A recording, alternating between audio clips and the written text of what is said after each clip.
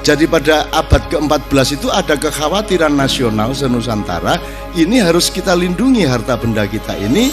Caranya satu dengan menghancurkan situs-situs, menghancurkan bekas-bekas yang nanti akan dirampok. So kalau ada indikatornya, yang mereka cari bukan fakta, yang mereka cari itu bukan fakta sejarahnya oleh penjajah. Yang dicari adalah kandungan harta bendanya, ini harus dilindungi.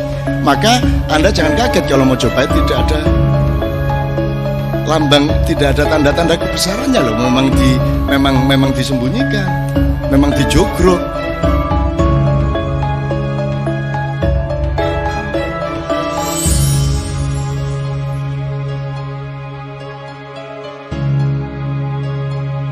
Oke. Jadi salah satu yang ingin saya kemukakan adalah cara menyikapi kebenaran. Ini mudah-mudahan tidak panjang. Cara menyikapi sejarah. Jadi saya mohon kepada rakyat, kepada masyarakat untuk juga mendorong para peneliti, para akademisi, para sejarawan, para arkeolog dan seterusnya untuk sebanyak mungkin mengeksplorasi fakta-fakta sejarah. Terus kemudian kita mendapatkan rezeki pengetahuan dari itu semua. Tapi saya juga mohon kepada para arkeolog, kepada para akademisi, tolong jangan hasil akademis itu dianggap sebagai satu-satunya fakta sejarah. Meskipun dari view akademis yang fakta sejarah itu yang itu. Tapi tolong jangan lupa, upama negara Kertagama iki biyen mek karangan ngawur kan ya sampean gak iso apa-apa. Sekarang itu sampean pakai sebagai kitab rujukan yang fix 100%. Upama iku ben ngarang kate lapo. Wong sejarah itu miliknya orang yang menang. Nek sing menang Hitler tidak begini sekarang pengetahuan kita mengenai 50 tahun 100 tahun terakhir. Karena Hitler kalah ya ngene iki pengetahuan gitu. Saya tidak mengatakan negara Kertagama para raton palsu, tidak, tetapi kan sesungguhnya tidak ada jaminan bahwa itu juga benar. Maka para raton Kertagama sebenarnya mirip-mirip saja dengan Babat. Gitu loh.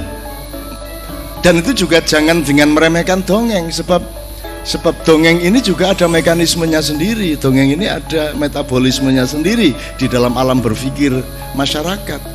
Karena kalau ahli sejarah itu memelihara fakta sejarah tidak dengan cinta, tidak dengan pilihan-pilihan nilai. Tapi kalau babat dan dongeng itu diabadikan karena mereka juga mencintai yang mereka dongengkan.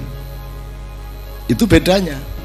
Mulane ono layang seto, layang kumitir, ono damar wulan, ono segala macam, karena mereka punya pilihan nilai. Sementara dalam disiplin akademis kan tidak ada kewajiban untuk memilih nilai. Dalam dunia akademis pokoknya iki ngene mbok sing jahat sing ndi monggo. Tapi sing penting faktane ngene iki nek menurut prasasti, menurut buku sak piturute. Tapi kalau orang dongeng itu kan karena sejak awal dia punya rasa kasih sayang. Nek wis ngomong Joko bodoh, nek wis ngomong Joko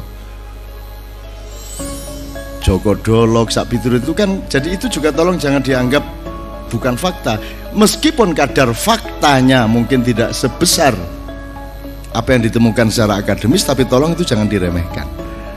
Nah ini yang bisa menjaga kan beliau yang punya regulasi ilmiah, dan itu harus kita jaga. Jadi dari wilayah ilmiah dia punya tugasnya sendiri, dari wilayah dongeng, mitos ada wilayah sendiri, jangan diremehkan juga mitos itu.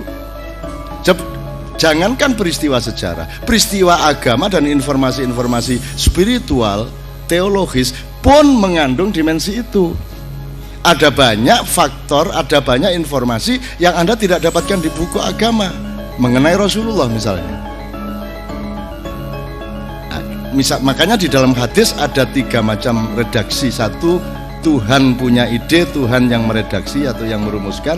Satu, Tuhan yang punya ide, Nabi Muhammad yang merumuskan. Nomor 3, Nabi Muhammad punya ide, Nabi Muhammad yang merumuskan. Ada 3 macam. Kalau dari Tuhan, idenya Tuhan, yang merumuskan Tuhan sendiri, namanya firman, ayat. Kalau Muhammad punya ide, terus dia tuliskan sendiri, namanya hadis. Tapi kalau idenya Tuhan yang nulis Muhammad, yang merumuskan Muhammad, namanya hadis qudsi. Dan ini beda-beda. Di balik hadis qudsi masih banyak lagi. Wah, aku udah cerita-cerita wakeh. Sing sampean gak tahu krungu, memang hakikatnya untuk tidak diceritakan, itu aurat kok. Nek kon wis dulurku tak kandhani. Tapi nek di umum ya gak iso dikandhani. Ada namanya aurat, dan dalam hidup ini yang lebih penting itu aurat, bukan yang tampak. Gedung ini, yang terpenting dari gedung Elmi ini adalah cornya di dalam cat itu. Tapi yang tampak kan catnya, bentuknya. Tapi yang terpenting tidak akan pernah tampak. Maka ahli sejarah juga harus punya pandangan seperti itu. Kitab Pararaton, kitab Negara Kertagama mungkin saja menyembunyikan sesuatu yang memang tidak akan diungkapkan. Kenapa? Karena dia ditulis ketika mereka memiliki kepekaan terhadap ancaman datangnya penjajahan Portugis, yang kelak kemudian VOC juga datang. Jadi pada abad ke-14 itu ada kekhawatiran nasional senusantara, ini harus kita lindungi harta benda kita ini.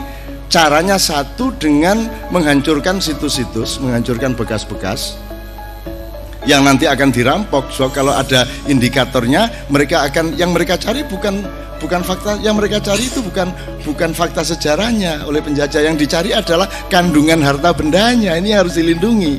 Maka Anda jangan kaget kalau Mojopahit tidak ada lambang, tidak ada tanda-tanda kebesarannya loh. Memang disembunyikan, memang dijogrok, memang diauratkan. Nomor dua, yang disembunyikan bukan hanya bendanya, tapi juga cara berpikirnya.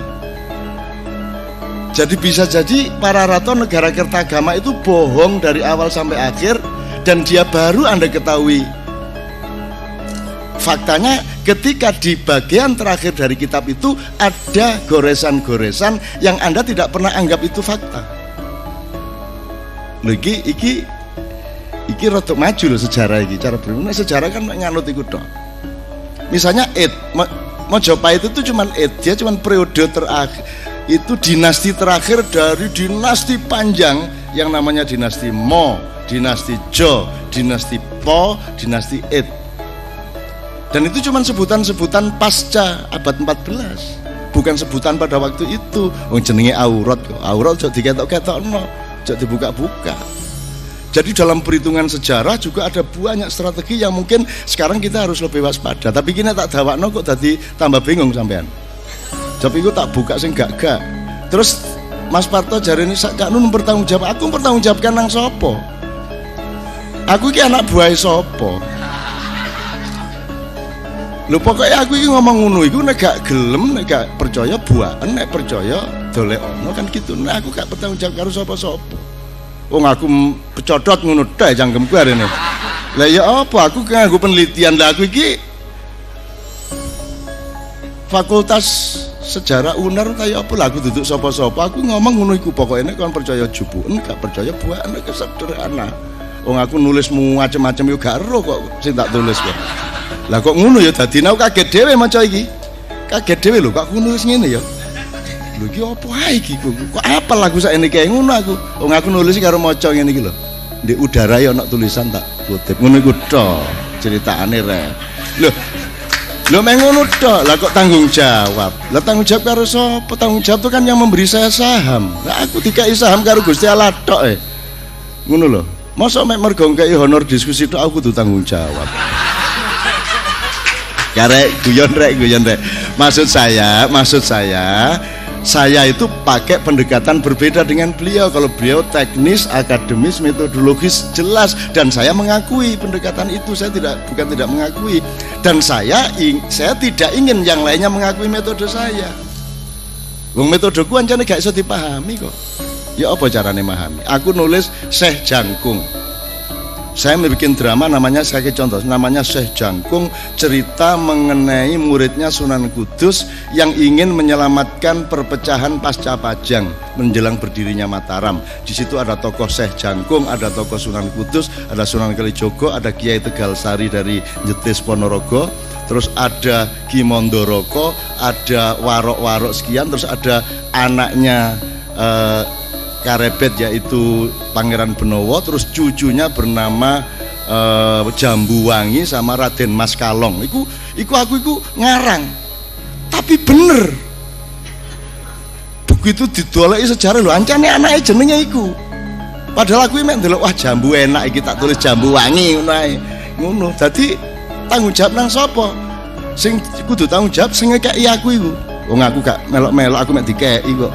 Gitu. Ini cara sampean ngerti nasabe ilmu. Gitu loh. Ini oke, saya terusin. Oke, sekarang gini, ini soal kebenaran itu harus kita lihat dengan bermacam-macam bermacam-macam view. Nek universalnya kan gini, ono bendere dhewe, ono bendere wong akeh, ono bener sing sejati. Hidup itu cuman dialektika antara tiga macam itu. Ada sing bendere dhewe digawe dhewe tok, ono bendere dhewe dipaksakan dadi bendere wong akeh. Nah, ini yang bahaya. Ono bener sing rumangsane sejati dipaksakan nang wong akeh juga. Misalnya nek wis kadung rabi 8 dikongkon pegatan 4. Terus pengacaranya mbelo, lo ini kan manusia biasa, emangnya barang dicopot-copot 8 dicopot 4, ini kan manusia. Lo nek ngomong manusia biasa, mau rabi saomah 8 luar biasa sih. Jadi mereka memang manusia luar biasa. Yo wong Jombang mesti ae lah. Jenenge arek Jombang lah ya. Pokoknya nek ngono-ngono iku Jombang lah wis. Wis pokoke nek sing top-top ngono iku ya. Yang subur gombloh Abu Bakar Ba'asyir ya toh, Rian Mutilasi Ponari Abdurrahman Wahid ngono Cak Nur koyo ngono lho. Pokoke sing gendeng kabeh ning Jombang. Nah, aku ditekano untuk membimbing mereka semua. Mulane aku gak gendeng dhewe lah ya. Lah aku lak sing alus dhewe nggih Bu nggih. Nggih, kula lak sing alus sopan ya toh. Aku sing bagian tuwek dhewe, sing bagian ngrungkepi kabeh. Aku sing kudu hati-hati karena orang seluruh Nusantara harus kita pandu bersama-sama menuju kebangkitan yang akan kita cari panciane di Lamongan. Ini masalahnya. Jadi nek kon kate mencolot nek gak duwe pancian ya gak ya apa. Ini seperti bangsa Indonesia bangkit itu seperti loncat galah. Loncat galah nek gak pas oleh mundudul untuk supaya mencolot nanti gak toto tiba anu roto anu niku penghalangnya itu dan mungkin balik. Nah, kebangkitan di Indonesia ini bener-bener harus melalui revolusi Kediri. Apa meneh? Mas gini, Kediri ini kan punya riwayat sing negatif terus ya Pak Janjane ya. Banyak negatif. Pokoknya ganggu terus di Kediri. Jadi Mojopahit selama dia berkuasa itu sebenarnya tidak berkuasa atas Kediri karena Kediri itu berontak terus. Gitu. Sampai terakhir ketika Prabu Brawijaya kelima itu sudah lengser, masih ada Brawijaya ke-6 dan ke-7 yaitu di Kediri. Girindrawardana itu melantik dirinya menjadi. Jadi Kediri ini negatif sebenarnya, tapi Tuhan itu mengganggu manusia pada polarisasi positif negatif. Kalau Anda ingin cari ilmu jangan hanya ke Mojopahit tapi juga ke Kediri. Kalau Anda ingin jadi orang baik jangan hanya berguru kepada malaikat, bergurulah juga kepada iblis. Karena iblis ini mematangkan pengetahuanmu mengenai malaikat. Iblis itu utusan Tuhan, bukan musuhnya Tuhan. Wani tak karo Gusti Allah iki. Kan sing wani aku iku wis nang dinti. Misale Rakuti ya. Ra itu penjelmaan dari makhluk yang dulu pernah lahir di bumi. Dia juga pernah tugas di planet macam-macam. Anda browsing lah, cari kata Ra. Nah, mereka memang antagonisme tugas mereka. Nah, kenapa revolusi Kediri? Karena Kediri sebenarnya punya riwayat pemberontakan yang terus menerus, dan itu harus kita pelajari karena kadang-kadang Allah meletakkan justru dari densitas negatif ini lah Tuhan menyembunyikan ilmu. Wis tak kayak contoh ya wis. Genghis Khan itu yang menghancurkan peradaban Islam di Baghdad. Tapi ojo benci Genghis Khan, ojo kok pateni. Soalnya dia engko manak, terus mari ngono anake manak menen duwe putune iki sing dandani Islam di Irak. Jadi misalnya saiki ana wong jahat di Indonesia, ya ojo kok benci. Iki kok putune lho sing berjasa nang putumu iso ae.